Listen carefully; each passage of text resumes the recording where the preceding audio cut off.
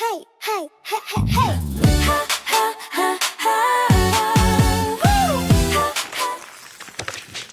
Hindi na tayo mahihirapang kumuha ng mga batang ipipili natin kasi nanghingi na ako ng tulong dun sa kaibigan kong SK counselor.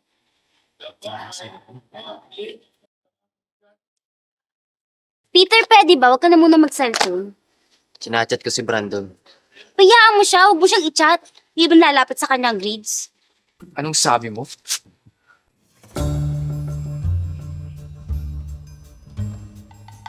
Bakit natahimik ka? Ngayon mo sa akin sabihin sa harapan ko.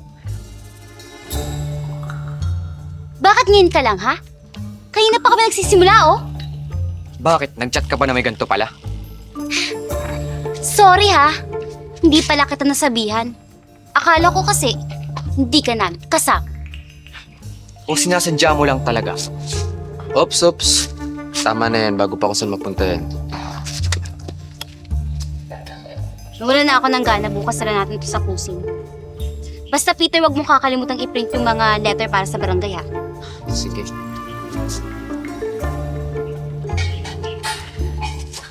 Bro, bakit ba galit na galit sa'yo si Ivy? Ano ba ginawa mo doon? I don't know. Alam mo, sakay mo na lang sa trip. Titigil din yun.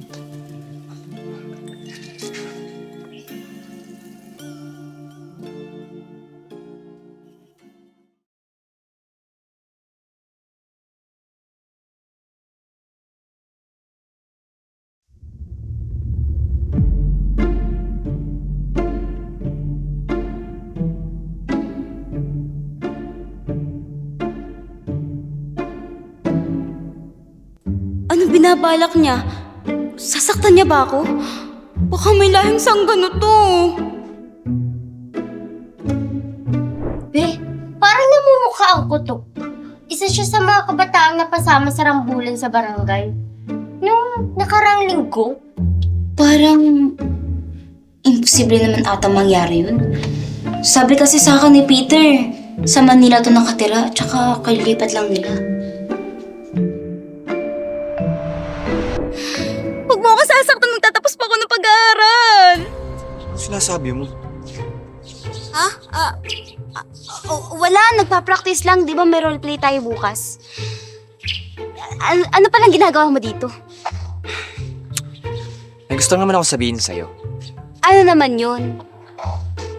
Hingi ka ba ng tawad dahil sa nangyari kanina?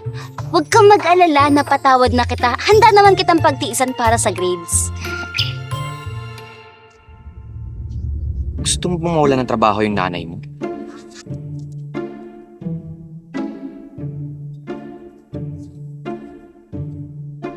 Anong ibig mong sabihin?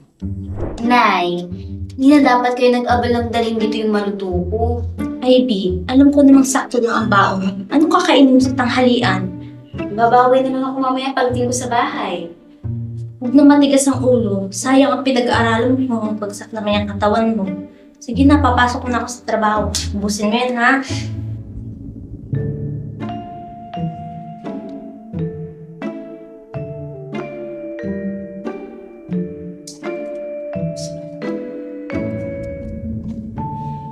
Manang! Manang! Nasaan na yung jersey ko? Nawawala!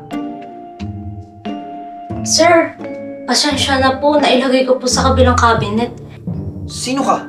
Nasaan si Manang Linda? Sir, ako po yung bago niyong labandera. Si Manang Linda po nag-resign na. Bumalik na po sa probinsya. Ako po ang pumalit sa kanya.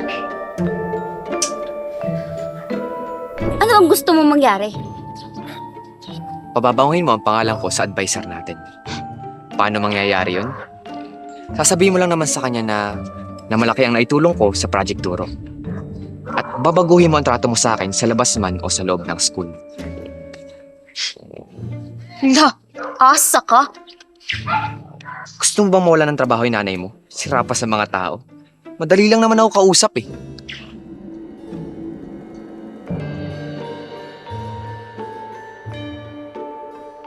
Hey, hey, hey, hey, hey. Ha, ha, ha, ha. Woo! Ha, ha, ha, ha. Nang una kitang makilala, parang gusto kong umiwas na lang. Lahat ng salita mo,